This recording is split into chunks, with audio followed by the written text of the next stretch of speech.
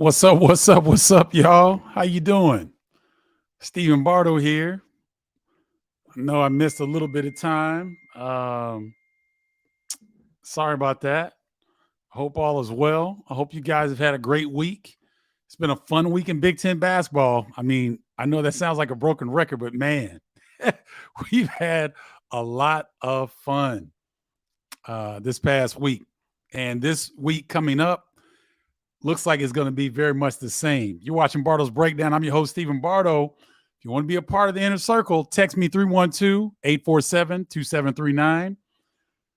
You want to go new school, text me 312-847-2739, or you can do the newsletter, stephenbardo.com/college-basketball-newsletter. stephenbardo.com/college-basketball-newsletter. Let's get into it. So are you guys like me? Purdue is number one in the country again, and it's almost like I don't understand. It's almost like it's an afterthought for the way that they're covered. You know, everybody knows that they're good, but it's like inside of the Big Ten, it's almost like, yeah, they're great. But, dude, I mean, they're balling. Purdue got a major scare yesterday against Maryland. Me and Brandon and Garden were on the ones and twos. We're on the ones and twos tonight at Northwestern. That's why this won't be very long, because I got to head up to Evanston here in a little bit. But Purdue is taking everybody's best shot, and they continue to win. I mean, they had Maryland, I believe they were up 18 points. Maryland comes out in the second half. Kudos to Kevin Willard and his staff for changing defenses, and they extended pressure, and they got back in the game. Their defense, Jameer Young, I take my hat off to him. He was 0 of 10 in the first half. He didn't hang his head. He got busy on the defensive end and started scoring a little bit. His teammates picked up some of the slack. Hakeem Hart had a good game. Julian Reese was a beast. That was his season high. I mean, he went at Edey, even though he was in foul trouble. So big ups to the Maryland Terrapins. They could have just tucked tail and ran yesterday, but they didn't. At Mackey Arena, that was a heck of a second half. But praises due to Purdue, because they were able to overcome some turnover issues. Maryland got them out of sync. They really did a good job of making Edey give up the rock. They stunted, they doubled, they did a lot of different things. Their full court pressure got their defensive intensity going, but Purdue made enough plays down the stretch to win the game. And so they're AP number one again in the country. This team has been so consistent. Think about this, ladies and gentlemen. They're a Cam Spencer three-pointer away from being undefeated with two starting freshman guards. You guys, I think you guys are taking this stuff for granted because Zach Edey is so dominant. The leading player of National Player of the Year candidate, in my opinion. But we cannot overlook what Purdue is doing. And I'm not going to. I'm going to give praise where praise is due. Matt Painter and Brandon Brantley, the assistant coach from Purdue, I was waiting for someone to start to give him credit for the way that the bigs at Purdue have developed. He has been integral in Zach Edey's development, and he needs to start getting credit because he's an important part of that staff that helps to develop those interior players. Trey Kaufman-Wren, Caleb First, Zach Edey are direct beneficiaries of working with assistant coach Brandon Brantley. He does an outstanding job, and he needs his flowers now, as do the Purdue Boilermakers. Okay? Yours truly, I'm not overlooking them because to me, they're outstanding. They are defensively, oh my gosh. Ethan Morton, I know Caleb McConnell. I got Penn State at Rutgers tomorrow. I know Caleb McConnell's a beast, but so is Ethan Morton. At 6'7", can guard almost anybody in the league. And he's almost people talk about Purdue and they talk about, with credit, Braden Smith and Fletcher Loyer have been outstanding, but so has Ethan Morton. mean, he takes the opposing team's best player and he does a fantastic job. I mean, Jameer Young, he couldn't see the rim in the first half yesterday. So let's give props to Purdue. I mean, Mason Gillis still is not playing at the level that I expect him to play at. You know, Caleb First is doing his thing, but he hasn't had to score a lot, but he's been flying around on the offensive glass, doing a great job. Trey Kaufman-Wren didn't have a particularly good game yesterday, but he's had good games coming off the bench, spelling Zach Edey in the post, and he is the best player in the country right now. So big ups to Purdue Boilermakers for AP number one yet again this week. All right. Game of the year so far was Purdue over Michigan State a week ago, today in East Lansing. That was a fantastic game. Tyson Walker balled his behind off. Great game. Shot making, adjustments. The play that Matt Painter drew up to get Zach Edey the ball on a one-on-one move towards in Purdue's last possession was beautiful. It was beautiful. They came the full length of the court. They ran some action. They brought Edey from one side to the strong side. They had spacing once Edey caught it. So if somebody came to double, somebody was going to be wide open for a look. It was a beautiful execution of a play. Zach Edey starts left, comes back over his right shoulder, bucket. Purdue wins in a fantastic game on the road against Michigan State. Michigan State has had some losses, but boy, have they battled. And I don't know what the status of Malik Hall is, but when he comes back and if he can get healthy, Michigan State's going to be right there. I told y'all about Jackson Kohler. I told you he was coming. He's coming. So that was the game of the year. The Indiana Hoosiers have come back to life, ladies and gentlemen. They didn't look so good in those losses to Penn State, Northwestern, and the Iowa loss. I mean, you can kind of understand that. They're on the road. Iowa was desperate. Race Thompson goes down with 4 minutes left, and it changed the whole complexion of the game. So I kind of throw that. I mean, it's a loss, but it's understandable. They thought they may have lost Race Thompson for the year, and I've got good news about that later on. But the Hoosiers didn't hang their head. They went back and got to work. They took advantage of an Illini team that was playing at home that was a little bit tired. No excuses. And they won that game handily. And Trace Jackson Davis looked like, outside of Zach Edey, the best player in the Big Ten Conference with 35 points. He dominated that game. Jordan Geronimo continued his stellar play. And they got really good contributions. Jalen Hood-Schifino was outstanding. And Indiana then follows that up with a home victory over Michigan State. So where the Indiana Hoosiers fan base, which is as passionate as any in the country, was starting to get, you'd hear grumblings and folks were upset and people were talking to the players on social media. And, and let me say this real quick. Please, ladies and gentlemen of my age group, please just don't tell young people to stop. Oh, just stop looking at social media. That would be like telling us to stop watching television when we were their age. That was our medium, was television. They don't watch television. They look at social media now. That's their medium. So it's not as easy for them just to not look at social media. It's not. So don't sound crazy if you're my age group and you're trying to talk to young people and say, oh, just get off social media. You sound crazy. Because if someone told us to stop watching television, we'd have thought they were crazy. So it's the same thing. But they're able to overcome all that. And as I'll point out here next, Race Thompson warmed up with his team in the Michigan State game. Didn't play, but he was able to warm up. So he's getting close. So that's good. Well wishes to Emmanuel Bandumel of Nebraska. Season-ending knee injury. I think he's going to have surgery soon. Fred Hoiberg raves about this young man. He had raved about him all season long. And it's a horrible blow to Nebraska because this was a fun team to cover, a competitive group. They fly around defensively, and Bandumel was a very important cog in that. So I send him well wishes to that young man that everybody in the Nebraska program raves about him. And so I'm sorry to see his season end like this. It's a huge blow to what the Huskers are doing. We'll see how they adjust to his loss, but it's a tough break for him. So get well soon, Emmanuel. We'll pull him for you. Jet Howard had looked like a nasty ankle injury. I have not gotten an update on his status. Hopefully he can come back off of that.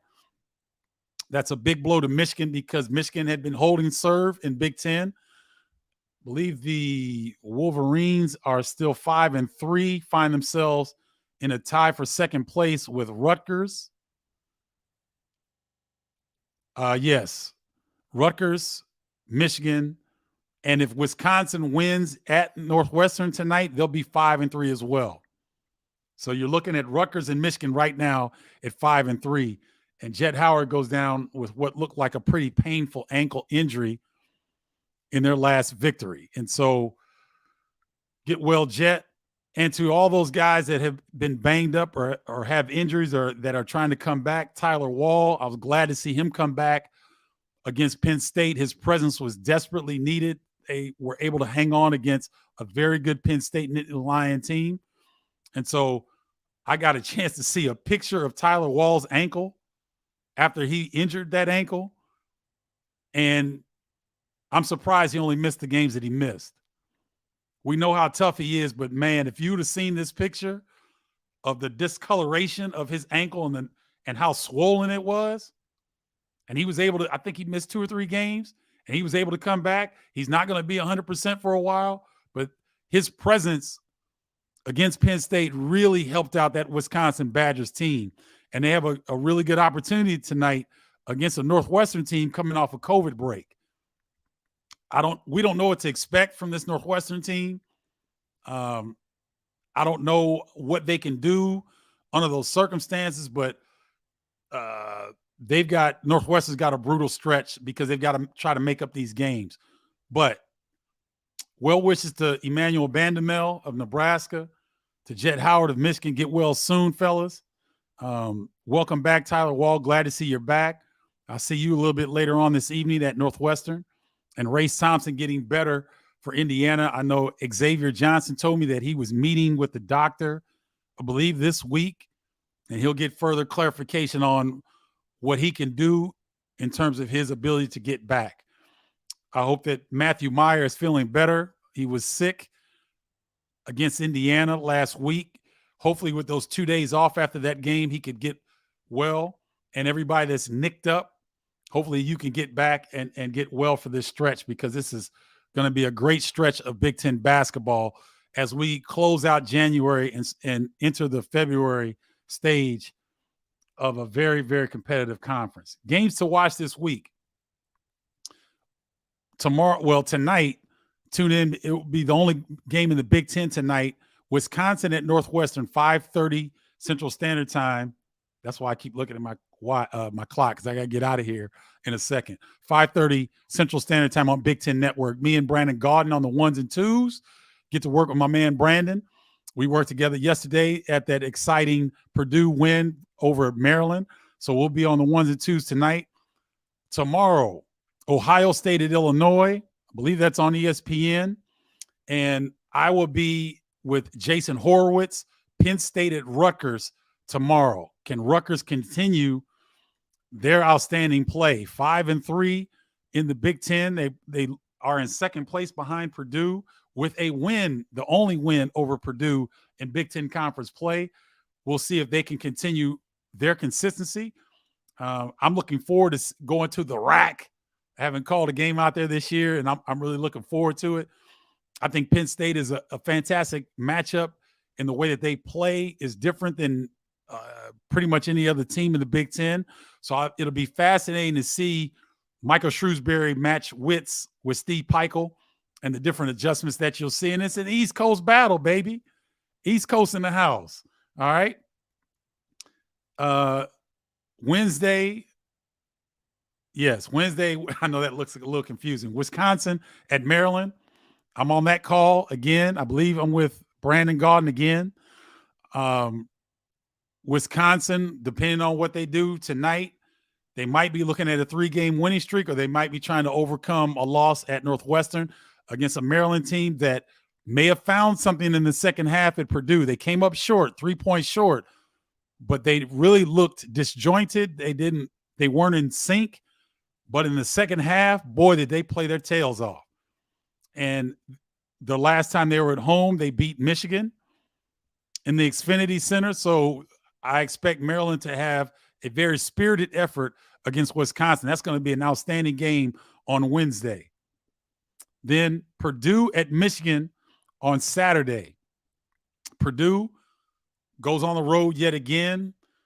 Only one conference loss, AP number 1. They continue to take everyone's best shot and have been outstanding and have been consistent throughout the season. Okay. And then also on Saturday, yes, Illinois at Wisconsin. Sorry, Illini fans, I'm on the call for that one as well. I'm not on the call for Ohio State, but I'm back on the Illini train calling Illinois at Wisconsin with Jason Benetti for Fox. And it doesn't matter whether it's in the State Farm Center in Champaign or the Kohl Center in Madison, Wisconsin. That's always a very highly competitive game against the Badgers and the Illini. I'm really looking forward to calling that one. And then the last game of the week to watch is Michigan State at Purdue. It's a quick turnaround for those two teams. Michigan State will have a lot of motivation anyway based on that close loss at home and them trying to keep pace in the ultra competitive Big Ten. They're 5-4, so they're in really good position in terms of being in the middle of the pack. And from second place to 12th place is separated by 2 games. And this was brought up in an internal video and memo within Big Ten Network by our coordinating producer, Alex Birchie. He brought up some really good statistics comparative with Ken Palm to show the parity in the conference is unbelievable. Maybe a lot, and we've been saying this for years and years, but this year may be unparalleled. If you ask any Big Ten coach, they said they've never seen anything like this. The parity in this league is unbelievable. And so we'll see if if Purdue continues to be the conference standard bearer when they host Michigan State on Sunday. All right. I'm going to go to some questions really quickly because I wasn't on last week. I'm going to do this quick. I'm going to do this for about 10 minutes, and I'm going to get it in the car and head up to Evanston. Thanks for taking the pick with me at the line. Oh, yeah, my pleasure. That was fun. I'm glad you were patient enough because I've got family that are usually at the Illinois games. I had some teammates there as well. So thanks for your patience. Thoughts on Illinois versus Indiana? Is Illinois in trouble? No, Alex, I don't think so. And thanks for tuning in. I don't think the Illini are in trouble. I wasn't aware that they had that 19-day stretch. That's a brutal stretch. You're talking almost 3 weeks of nonstop practice and play. Now, that's why coaches get paid millions of dollars. They've got to manage those situations. Every Big Ten team is going to have a brutal stretch. I don't know that it will last 19 days like the Illini had, but everybody's going to have a brutal stretch. And so that's where, I don't know, maybe you come in and you watch film and you don't practice. I don't know. I'm not a coach. That job is too hard. It's too intense. You got to appease too many people. So I don't question coaches. If you guys notice, I don't do that. That's not my job. Some analysts do that. I don't. I may question a decision in game, but I don't question coaches like that. So I don't think Illinois is in trouble. I just think they were a little bit tired. Matthew Meyer was sick, and Trace Jackson Davis, he balled out. It was a perfect storm for Indiana. So you don't take anything away from Indiana. You don't make any excuses for Illinois, but I don't think Illinois is in trouble. And we'll see tomorrow as they've got an Ohio State team that's starting to right the ship. The Maryland kids were tight down the stretch. Purdue makes you work so hard guarding them. Frederick Dixon, that's a great point, Frederick. But they got back in the game. They were dead in the water in the first half. They did not look good at all. And all of a sudden, that full court pressure got them clicking. They got easy buckets. They because if you let Purdue walk up and get in their half court offense, you're not going to beat them. You got to give them different looks. And Maryland got in early foul trouble. Julian Reese got in early foul trouble. and they had to spell him with Stanton Roger, and Stanton Roger doesn't get a lot of time, and he was willing. I don't know if he was able, but he gave up his body and his physicality as much as he could to try to slow down Edie in the first half. But in the second half, they got going, and Julian Reese, I believe, had his Big Ten high this season yesterday. He balled out. And Jameer Young kind of came alive in the second half. Ian Martinez gave them great minutes. Hakeem Hart got on the break and got some layups. So, I tip my hat to the Terrapins because they could have easily just shrunk underneath the pressure. And that venue of Mackey Arena, best in the Big Ten, one of the best in the country. Tommy Elam, good to see you, man. Thanks for tuning in. Purdue is getting no love. To me, they're as solid as anybody in the country. They get love here on Bardo's Breakdown, and I agree with you. I think that, everybody's like, okay, well, Purdue's number one. You know how hard it is to be number one in the country? I was on the Flying Illini team. We were number one for I don't even think it was even 1 week. We were number one on Monday. I think we went to Williams Arena on Thursday and got popped at Minnesota. It's hard to be number one in the country. It's hard to take everybody's best shots with 2 starting freshmen. Yes, you have Zach Edey, the player of the year in the country. But you're taking everyone's best shot. There might not be elite teams in the Big Ten outside of Purdue. I'll give you that. But there are a lot of good teams. And for Purdue not to have stubbed their toe, and they're 19-1. Yeah, 19-1. Are you kidding me? Tommy, I'm with you. But I'm going to give Purdue love, and I'm gonna say it to the mountaintops. Curtis Dietz, what's good, Curtis? Good to see you. First whooping I've seen at Assembly Hall. Been going to games since 1991. I guess I was due for a bad game. Well, there have been some Illini get whipped before during that time. There's been some teams come in there and put it to the Illini. That wasn't the only time the Illini were beaten by double digits at home. It was just a dominating performance by Indiana, and the Illini were flat. What's up, Carol? Good to see you. Yes, another great week. We need Illinois to bring back the Flying Illini jerseys and Navy. Not if they played like they did against Indiana. I don't want them disrespecting the Flying Illini like that. Hey, don't put the jerseys on unless you're rested and ready to go. If you're at the end of a 19-day string, no, keep the regular jerseys on. We don't want that. Illinois did nothing to change their defense against Indiana. Brad Underwood had a strategy that did not work.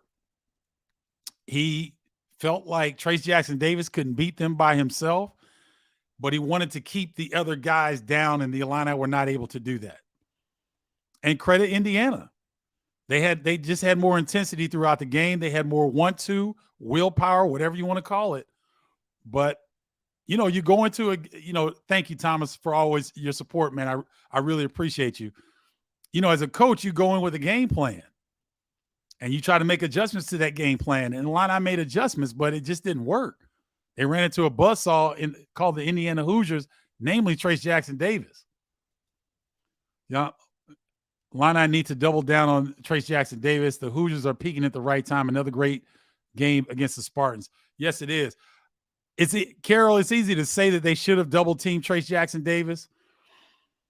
But what happens is when you double a player of Trace's magnitude, he can pick you apart.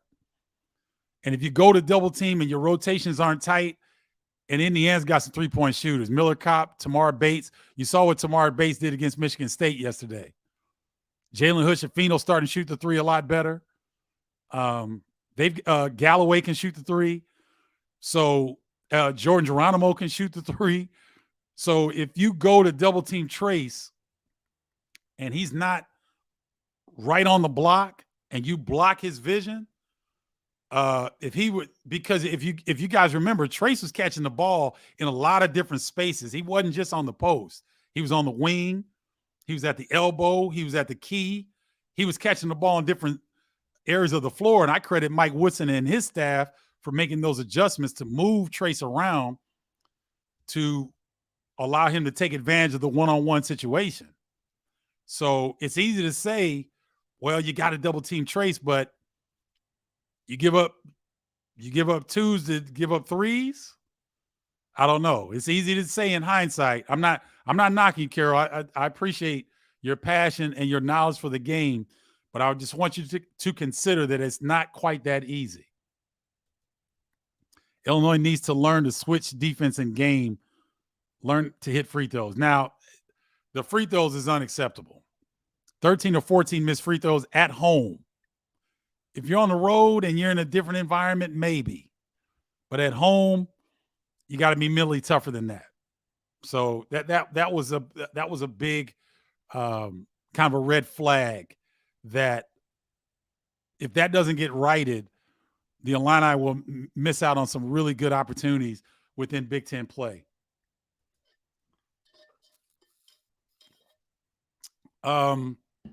Yes, and he's going to have to beat Zach Edey on the Player of the Year because Purdue's been consistently top 3 to top 5 all season. The only reason they weren't top 3 at the beginning of the year is because people didn't know how good they were going to be.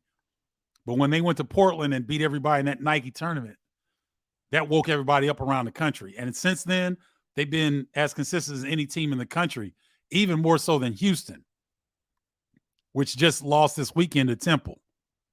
Tennessee lost at home to Kentucky. Kansas got blown out at home by TCU. But the team that's been consistent through the top 5, the top 10, Alabama's been pretty consistent, even going through that horrific situation that they're going through. But Purdue has been there, and Zach Edey has been there. He's still ranked number 1, I believe. Let me check on Ken Palm's offensive ratings. Yes, Zach Edey is still number 1, but you know who's number 2 now? Trace Jackson Davis. So Ken Palm, the offensive efficiency rating, Zach Edey is number 1. Trace Jackson Davis is number 2. Bryce Sensabaugh of Ohio State is number 5. Jalen Pickett of Penn State is number 7. So the Big Ten has got some dudes, and so you may have a point. Trace Jackson Davis starting to come with it. You may have a point. But I still like Edey right now. Race Thompson threw a shot from half court in Civies after warm-ups the night Indiana played Illinois. M. Bratz, he does that every game. He and Trace Jackson Davis, before they go to the locker room, he'll throw a pass. He'll kind of put some spin on it. Trace will do like a little shot put type of thing. They do it every game. And so that's a routine of theirs, and he'll hit some. What's up, Let's Toast Media? Good to see you. Thanks for always joining. Greg Boysall, my college classmate, Illini football great. I've only seen Purdue once this year. Are they as deep as last year? I think they're similar in depth. They're much better defensively. I think last year, I may give last year a slight edge offensively because of Jaden Ivey and Travion Williams. But this year, they're about as evenly matched and sound as you're going to find. I think they're better this year than they were last year. Pardon me. Thanks for tuning in, Greg. Good to see you. Ooh, Let's Toast Media. How many teams do you believe are getting the turn from the Big Ten? Still too early. This league is too evenly matched. It's hard to try to pin that down. So I'm not going to go there on that. It's too early. Check back with me, Let's Toast Media, and I'll have a better sense of that in a couple of weeks. But right now, still a lot more left to go. Was Kenny Battle talking to you before the game? Then you guys walked over to say hi to Dion. Was sitting in section 209 at Indiana game. Your suit game has been fire. Jay Wright might have some competition as best dressed. Thank you, Curtis. I appreciate it. I made a little investment in my wardrobe this year, so I appreciate you sharing that. That makes me feel good. That makes me feel like the investment has been worth it. But thank you. I spoke with and took pictures of both of them. Okay. Legends of the Night. What is TJ Wheeler up to these days? Running a athletic apparel company. He outfits teams. he's kind of a athletic apparel broker, I think. So he'll work with a number of different companies, and then he has different accounts that he services with school programs and their uniforms and equipment. But he's doing quite well, and he and his beautiful wife, he way outkicked his coverage, but he's doing well. Correct me if I'm wrong, Steve, but did they go 9 for 20 at home in Indiana? Did they go to 9 for 20? They were 9 for 23 from the free throw line against Indiana. 9 for 23. Thomas Brooks, I don't know if I've seen you on here. If this is your first time, welcome to Bardo's Breakdown. Big Ten brutal conference, tougher to get through with a few losses. No doubt. That's why what Purdue is doing is so impressive. They're 8-1 on the conference right now, so we are close to the midway point of the Big Ten conference. And Ken Palm does a great job of projecting how teams will fare in each conference around the country. And the number of teams in the Big Ten that he thinks will be 10-10 at the end of the conference slate is mind-boggling. I suggest you look it up. It's mind-boggling. So, yes, brutal conference. David Lagor. Hey, what's up, David? Thanks, man. Appreciate that. The blue double-breasted suit you wore for the Illini game was tight. Oh, I don't know if that was double-breasted, Simeon. It wasn't double-breasted. I appreciate it, but it wasn't double-breasted. I ain't that smooth. That double-breasted look, that's kind of, I know that's come back. I'm a little bit more of I try to stay in the middle dress-wise because I don't want to be buying stuff that's real in right now, and then I can't wear it in 2 years. I don't like to do that. I work hard to try to keep my playing weight from college. I'm at 202 right now. I played at 205. So I work hard to keep my body intact so that I don't have to spend so much money trying to keep up with the trends on the suit game, because those suits can get a little bit expensive. Oh, that's funny. All right. Well, I got to go, guys, but thank you so much for tuning in. I appreciate your patience and me coming back. Again, if you want to join the tribe, text me 312-847-2739. You can join the newsletter at stephenbardo.com/college-basketball-newsletter.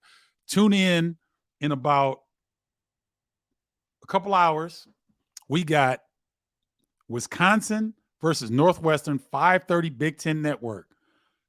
All right. Thanks for tuning in. I appreciate you guys. Much love to all of you. Enjoy the week's worth of great Big Ten basketball, and I'll holler at you later. Holla, y'all.